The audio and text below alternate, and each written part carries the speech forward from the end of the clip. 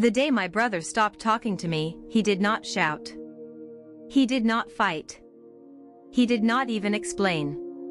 He just looked at me and walked away.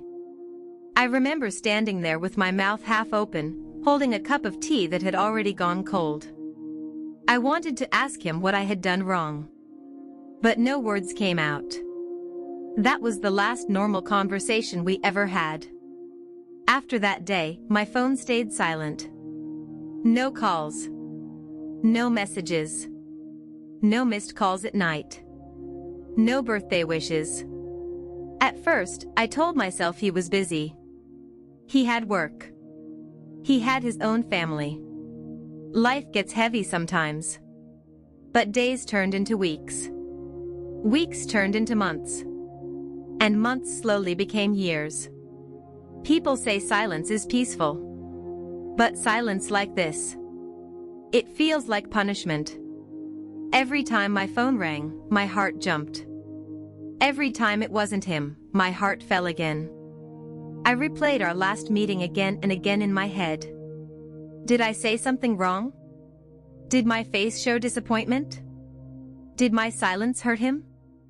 I searched my memory like someone searching for a lost key in the dark. But I found nothing. At night, I lay awake, staring at the ceiling, listening to the sound of the fan.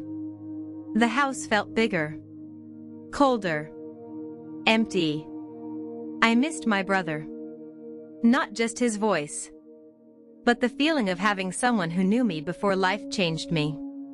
People around me said, "Forget it. He is proud." Some said, "Blood relations don't break like this without reason." Others told me to move on. But how do you move on from someone who shared your childhood? Someone who held your hand when you were scared? Someone who promised, "I'll always be there." I smiled in front of everyone. But inside, something quietly broke. And the worst part? I never knew why. My brother and I grew up in a small house filled with noise. Not angry noise, but living noise. Our mother's bangles clinking in the kitchen. Our father clearing his throat while reading the newspaper. The sound of pressure cooker whistles and evening prayers. My brother was older than me by 4 years. To the world, he was quiet and serious. But to me, he was my safe place. When I was young, I followed him everywhere. If he went to the shop, I went with him. If he studied, I sat nearby pretending to read. He never pushed me away. He never said I was annoying. When children in school teased me, he walked me home. He never fought them. He just stood there, tall and calm. That was enough. We shared small things. One chocolate. One umbrella in the rain. One blanket during power cuts. After our parents passed away, our bond became stronger in a quiet way. We did not talk about feelings much, but we showed them through actions. He got married before me. I still remember the day he brought his wife home. She was polite, soft-spoken. She touched my feet and smiled. I welcomed her with my whole heart.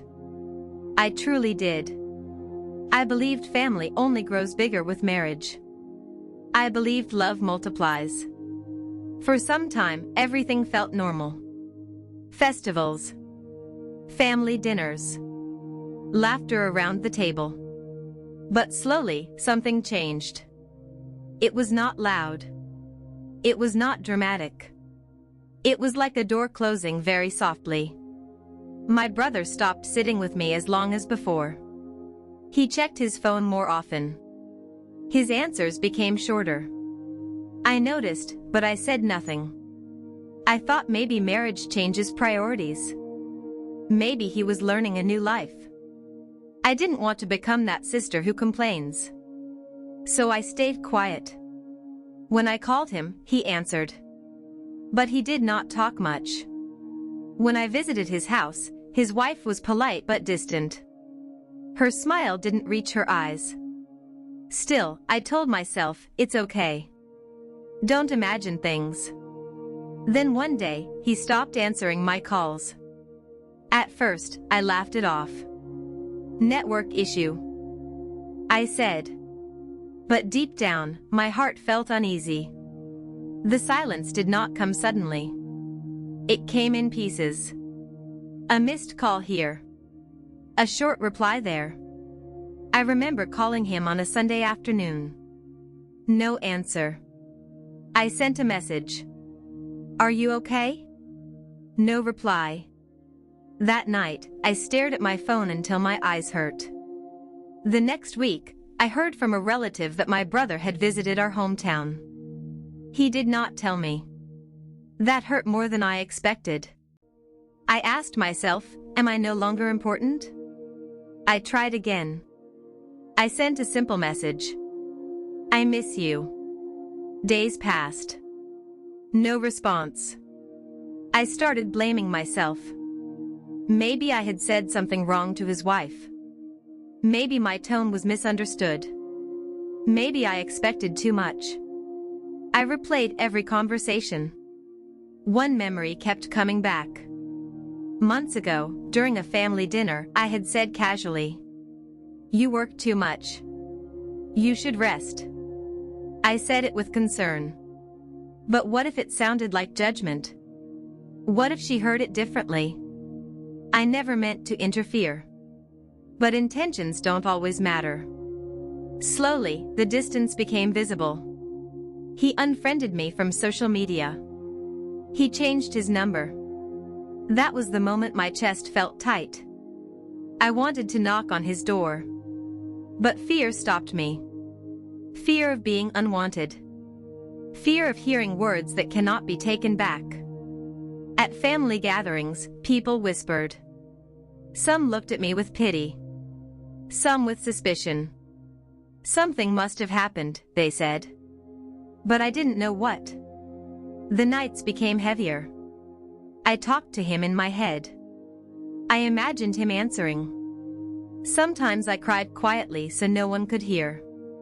Not because I was angry, but because I was confused. The truth came to me on a rainy evening. I was sitting by the window, watching water slide down the glass. The house was silent. Then my phone rang. It was an unknown number. I almost didn't answer. But I did. It was my brother's voice. Soft. Tired. He said my name.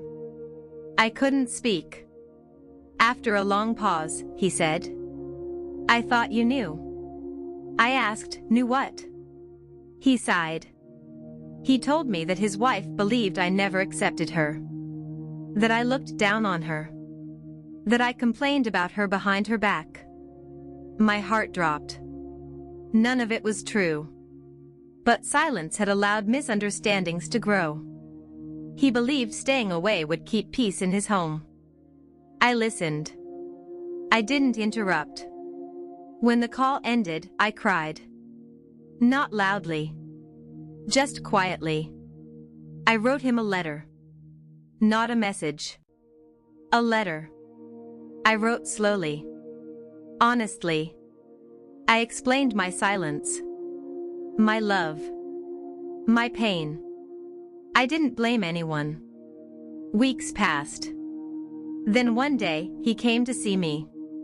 We didn't hug at first. We just sat. Then he said, "I should have talked to you." I said, "So should I."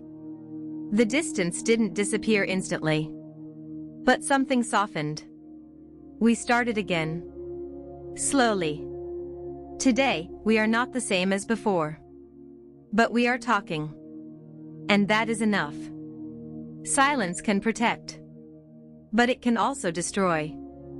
If you are listening to this, and someone you love has gone silent, don't wait too long. Speak gently. Speak honestly. Because some distances grow too big to cross later. And love. It needs words.